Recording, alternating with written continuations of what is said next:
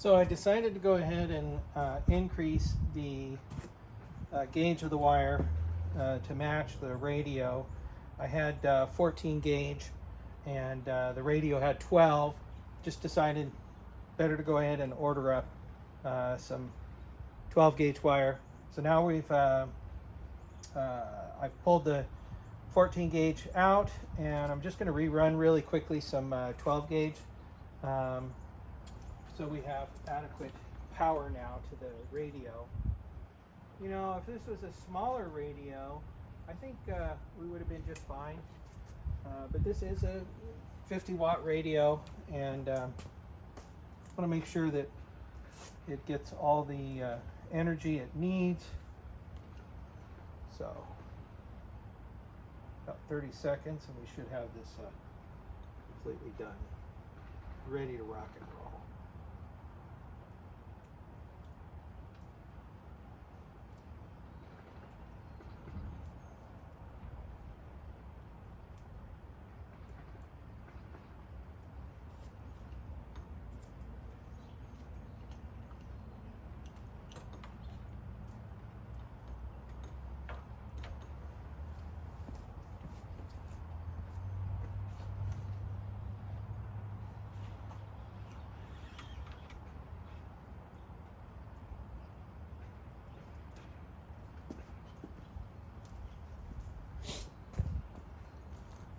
Okay, this run's going to be pretty short. I'm not really going to need to pull a lot of wire through. It just goes right behind that glove box.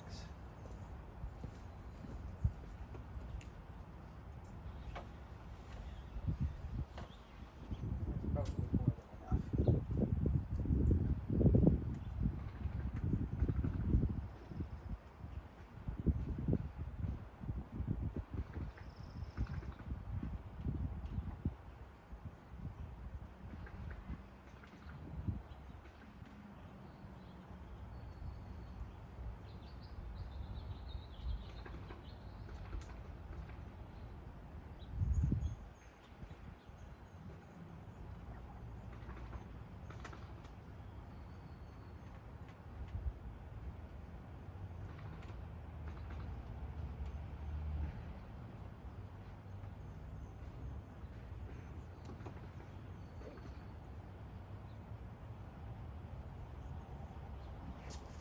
Plenty of wire, and I'm not going to cut this just yet. I'll just leave that just like that. I'm going to move you back to the other side.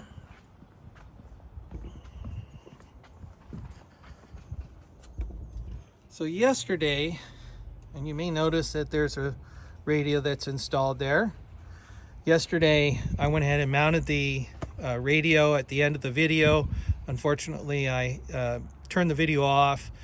Super simple, 4 bolts, and then just round the power and the coax to the radio. So at this point, we're ready to just wire up the positive and negative cable, and we should be ready to fire up the radio. So try to get a little better position here so you can see that. And here we go. That's where all the action is going to happen. So I got these new solder seal wire connectors. These are super awesome. I saw them the other day on, I think it was on my Facebook feed, and thought, gosh, these, I gotta have these. And they don't require any crimping. So for a 12 gauge, we're gonna use the yellow. And these self-seal, they self-crimp and seal. You use a heat gun. You can also use a lighter, which is what I'm going to be using today.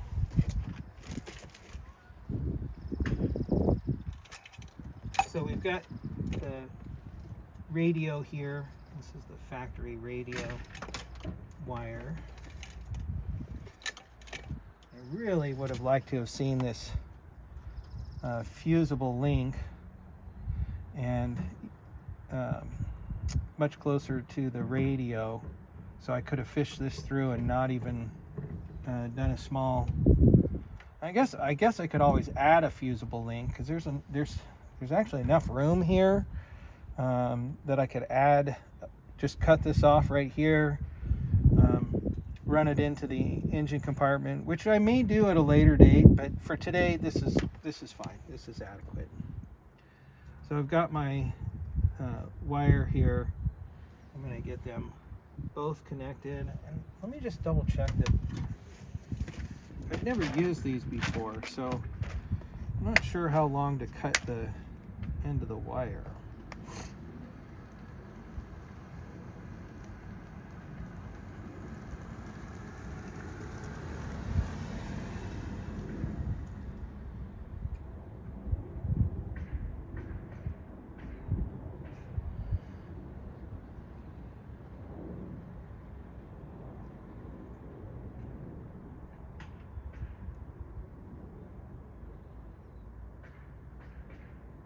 It says to twist them together.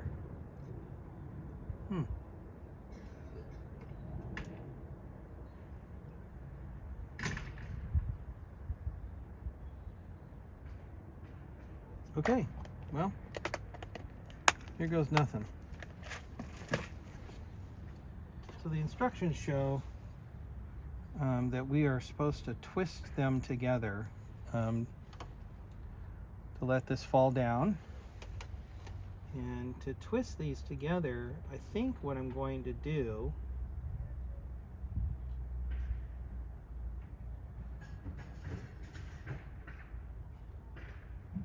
is expose more of our tin.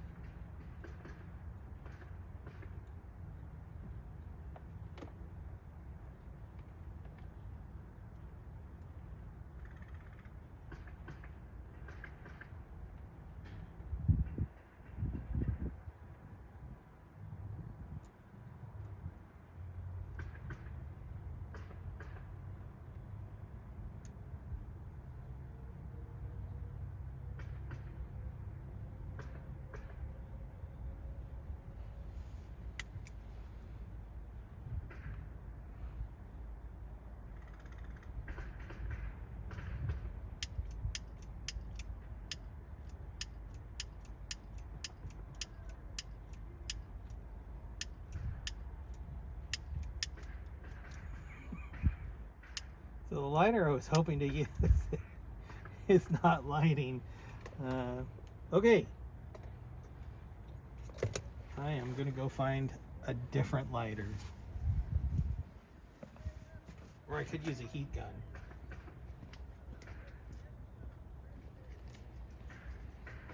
Which my heat gun is a lot closer than any other lighter I have. So that's what I'm going to use. Gives me an excuse to break it out because, well, I haven't used my heat gun. I don't even remember the last time I used it. So this will be fun.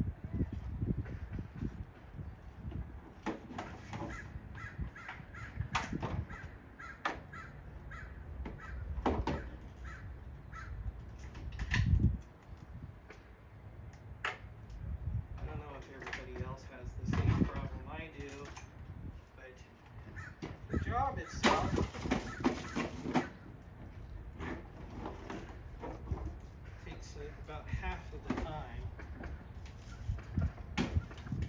all the tools out.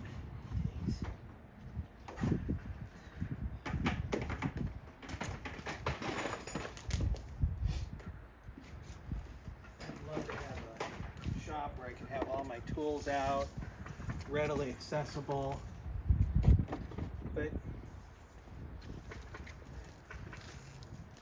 that's not happening in our little two-car garage. You know what they say, first world problems. All right.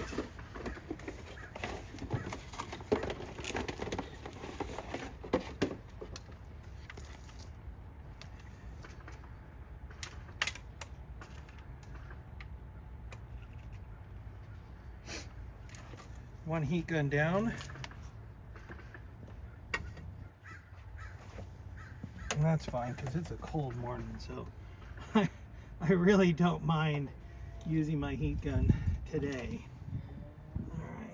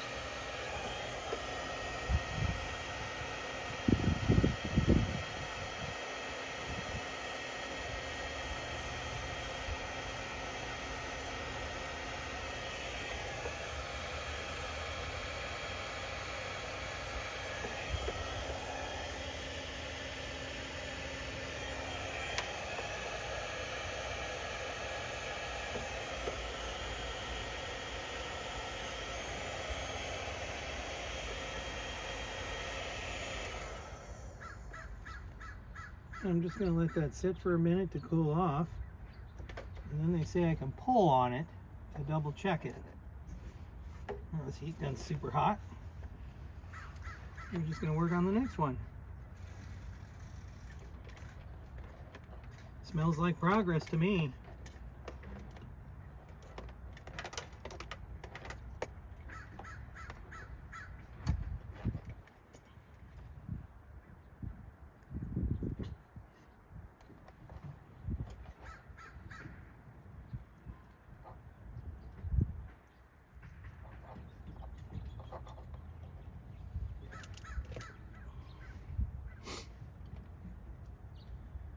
Of course, being directly hooked up to the battery, I'm going to double check to make sure that we've got, these are not going to be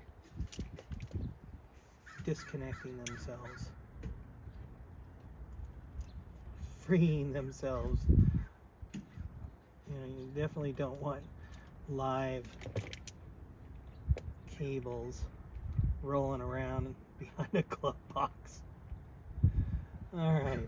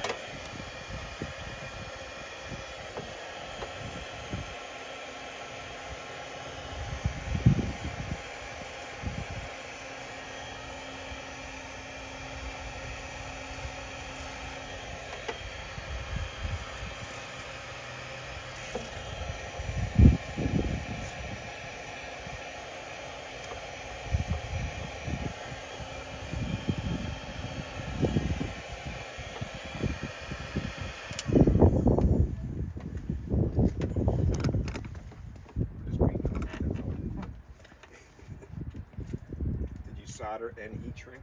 No, I used a solderless connection, but I might solder it. How many amps does that draw? I don't remember. I read at one time what it was. I can't tell you now. That's what I used. Those are nice. Huh? Those are nice. I like those. Yeah. Yeah, they seem, I mean, it seems to be doing the trick. Yeah. Yeah. It's all one step. Yeah. Cool. So we're getting a bigger antenna too, or what are you doing? Nope, just on the GMRS radios, all you need is a small little ghost antenna. That's it. Because when I had my CV, it had a 1/4 inch whip. It was like 10 feet tall. Oh yeah, yeah, for sure. Huh. Yeah. Okay.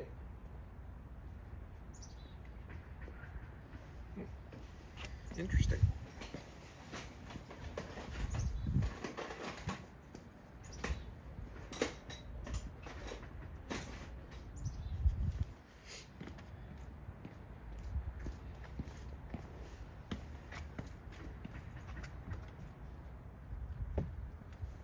So here we are, the solderless connections.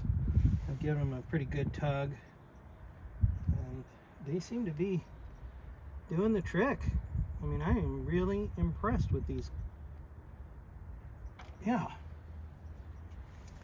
like it a lot.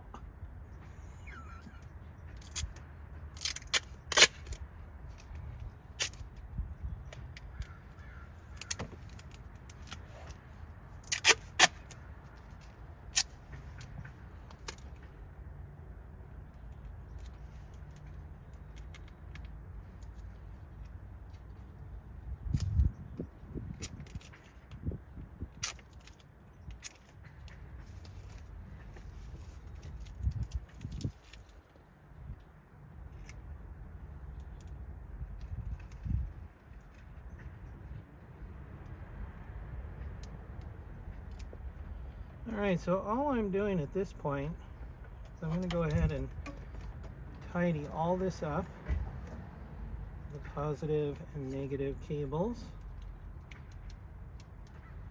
They're all over the place, and there's tons of it.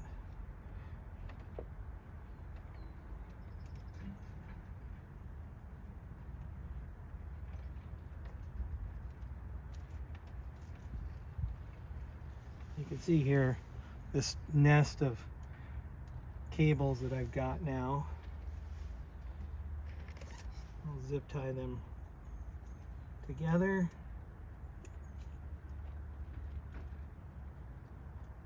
I just like to, I mean, I realize nobody is going to see this, okay? But, you know, if we can just make things tidy. There we go. Drop it down so that it doesn't get in the way of the glove compartment. There we go. And I will zip tie that. Yesterday I tidied up all the coaxial cable and ran a couple of zip ties. And so I'm just going to go ahead and zip tie that to the coax just to make sure nothing moves or shifts. There we go.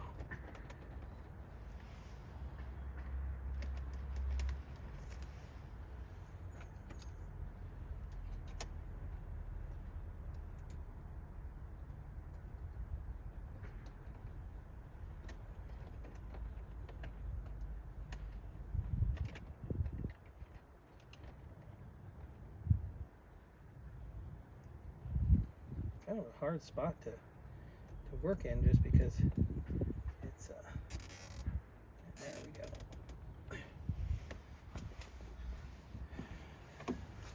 Because it's hard to see.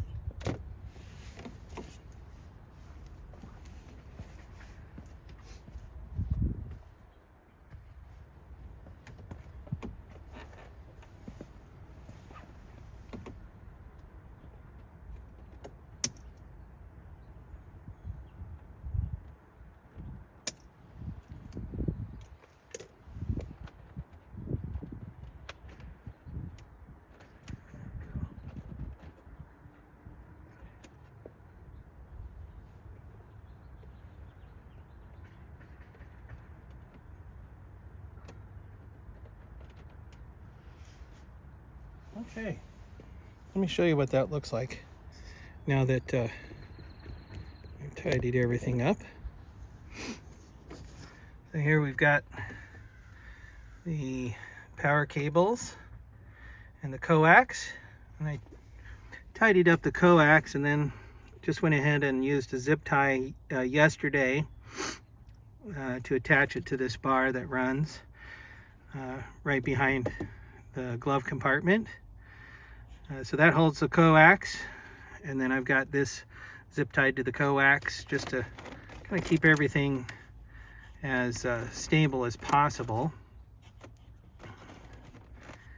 And then it runs down here, and you can see I zip tied that to stabilize the coax, and then down underneath this plastic trim right back here. Again, you'll never see it. And then got that all nice and tidied up. That's zip tied. Okay, so now we're ready to go back to the engine compartment. Oh, well, I got a little zip tie back here. So the stereo speaker has some brackets back in here, and I zip tied the coax.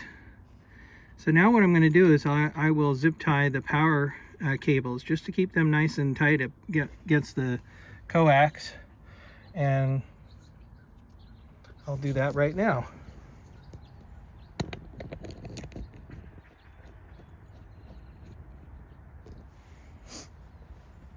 I'm just going to use the small zip ties that I have. This is just being tied to the coax now.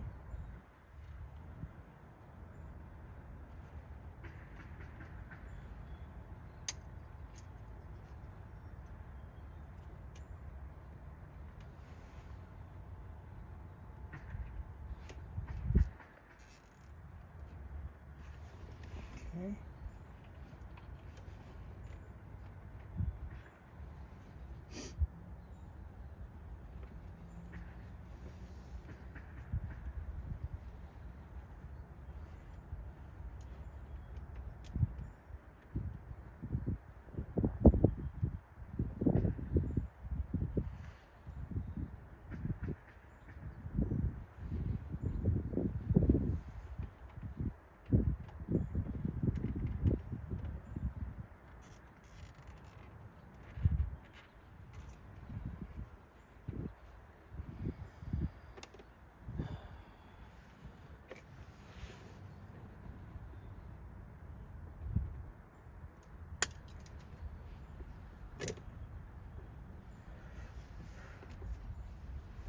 Grab this trim piece that we were removing yesterday, and remember it has a little notch at the top.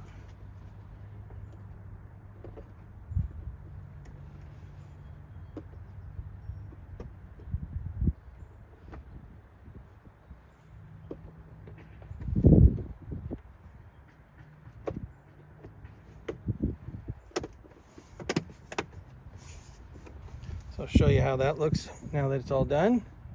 Trim piece goes in. We got the glove compartment. I put that in the back yesterday. I didn't want to deal with it. So now all we have to do is connect the power, and we're good to go.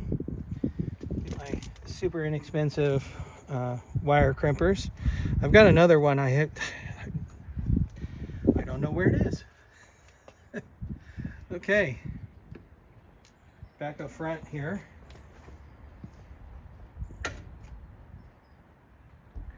make sure you can see what I'm doing.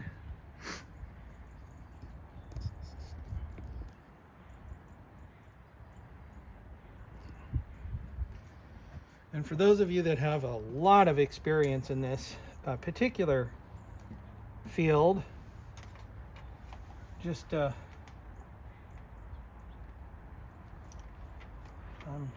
always happy to take some criticism and feedback.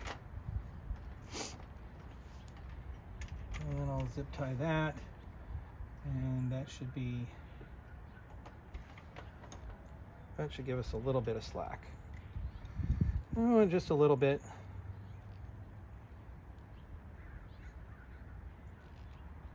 It's always easier to take wire off than it is to put wire back on.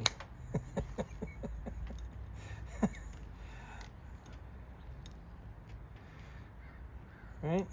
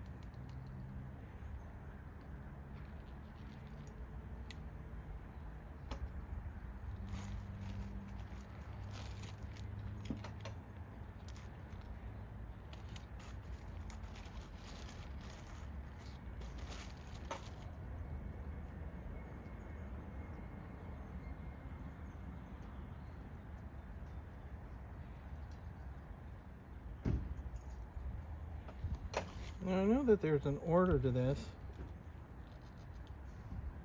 It's power first, and then ground. And I'll actually disconnect it from the back side of the radio as a precaution.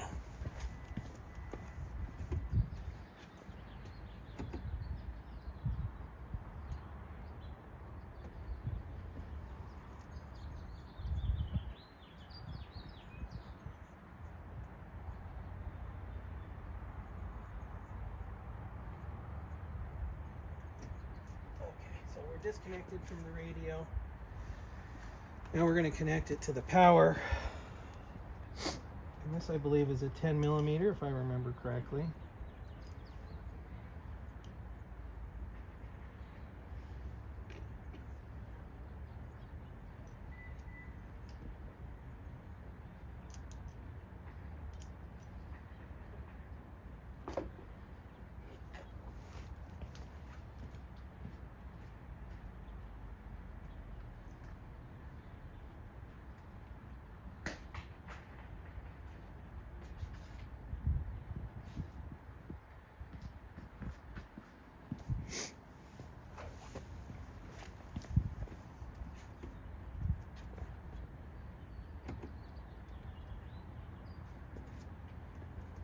Okay, so here's our 10 millimeter. And all three of these power lines, except one on the top, seem to be taken by something. So I'm just going to go ahead and use the one that has nothing attached to it right now. Now, I am probably going to rewire this at some point, because I really don't like this style. I prefer the style of connector that uses a post, but I don't have any on hand.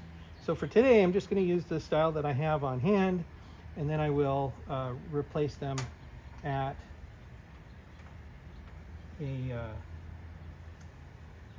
an opportunity. So, but for today, it's fine. long as we get it in there and get a good connection. That's what really matters.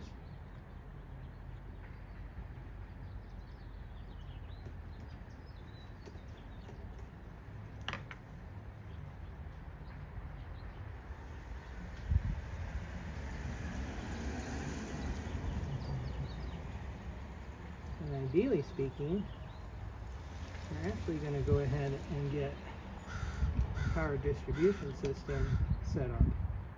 So this will be a temporary installation regardless.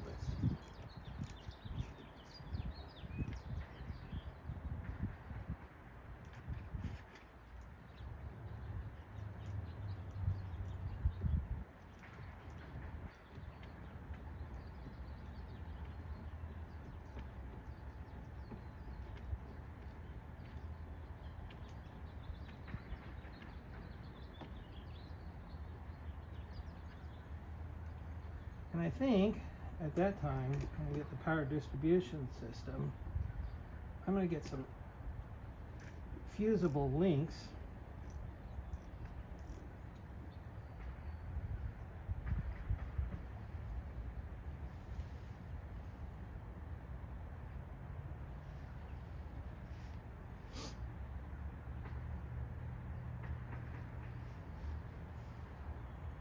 And rewire the whole thing so I can shorten this run.